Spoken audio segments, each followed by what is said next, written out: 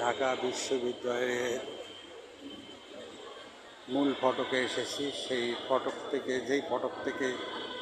1952 সালের ভাষা আন্দোলন, 69-এর আন্দোলন, 71 সালের বিজয় এবং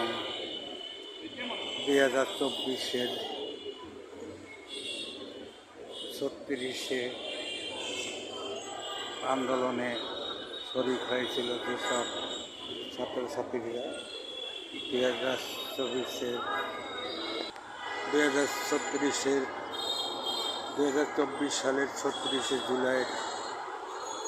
আন্দোলনকে কেন্দ্র করে যে ঢাকা বিশ্ববিদ্যালয়ে রক্ত ছোঁয়াত